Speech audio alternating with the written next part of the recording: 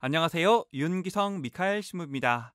CPBC 부산 가톨릭 평화방송 서포터즈인 블루프렌드 샵 2340을 소개합니다. 기도, 후원미사 참내, 청취 권유, 재능 기부, 협찬과 후원으로 블루프렌즈가 되어주세요.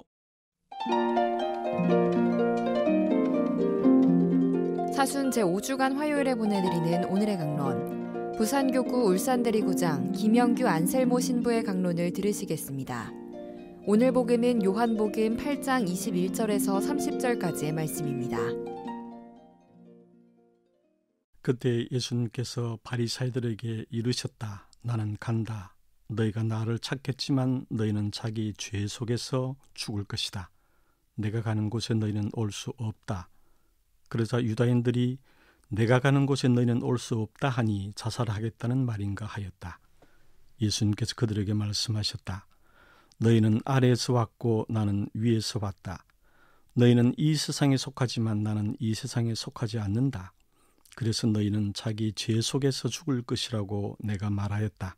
정녕 내가 나임을 믿지 않으면 너희는 자기 죄 속에서 죽을 것이다. 그러자 그들이 예수님께 당신이 누구요 하고 물었다. 예수님께서 그들에게 이르셨다.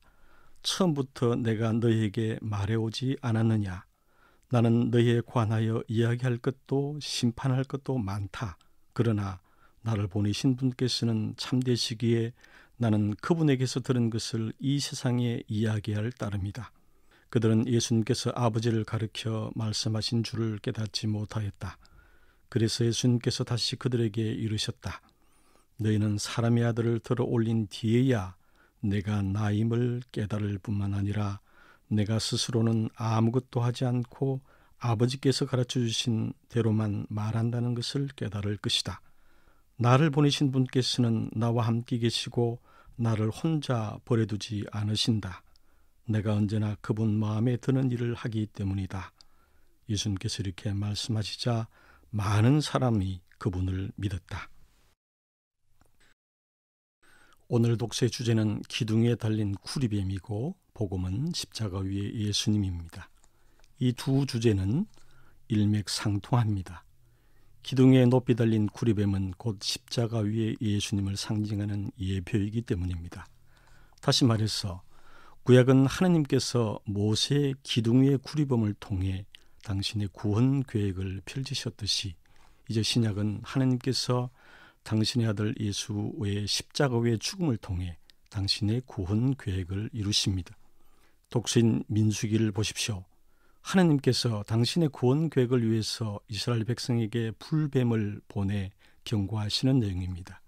하나님께서는 이스라엘 백성을 이집트를 탈출시켜 약속의 땅으로 인도하십니다. 약속의 땅으로 가는 동안 그들은 많은 난관들을 만납니다. 우리의 인생살이에서도 그 어떤 길실이 있다면 수많은 힘든 과정들이 있었을 것입니다. 당연히 하나님의 구원 계획에 있어 고난들은 분명한 의미가 있는 것입니다. 하지만 이스라엘 백성은 모세를 통해 하나님을 원망하고 불평만 합니다.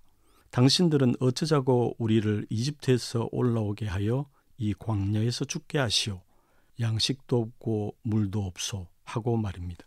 하나님께서는 당신의 구원 계획을 잊어버리고 불평만 하는 그들에게 불뱀들을 보내 경고하십니다. 하지만 백성들이 자기들의 죄를 뉘우치고 하나님께 도움을 청했을 때 하나님께서는 모세를 통해 기둥 위에 달린 구리뱀을 쳐다보게 함으로써 다시 살려주셨습니다. 기둥 위에 달린 구리뱀은 이스라엘 백성에겐 그들의 죄로 방해받던 하나님의 구원 계획이 다시 살아나는 표지가 되었습니다. 이스라엘 백성은 기둥에 달린 구리뱀을 통해서 하나님과 관계가 다시 살아난 것입니다. 오늘 요한복음 말씀 역시 마찬가지입니다. 하나님의 구원 계획을 완성하기 위한 예수님의 십자가의 죽음을 이야기하고 있습니다.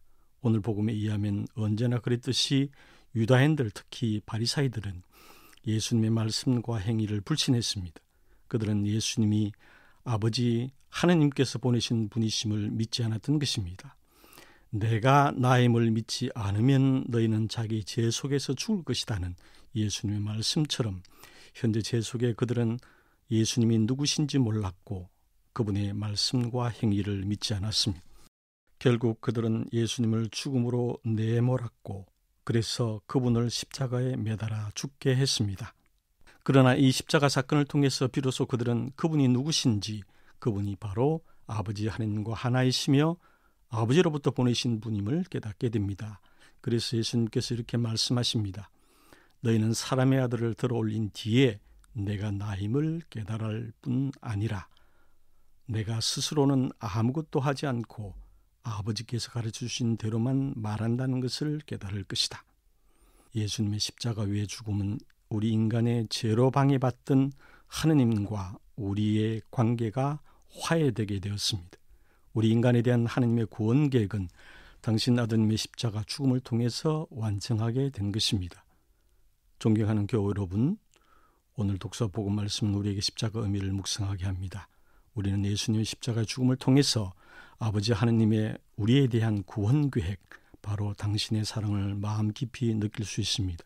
하지만 아직 우리가 아버지 하느님의 우리에 대한 사랑을 느끼지 못한다면 우리는 오늘 독서의 이스라엘 백성과 복음의 유대인처럼 아직 죄 속에 있기 때문일 것입니다.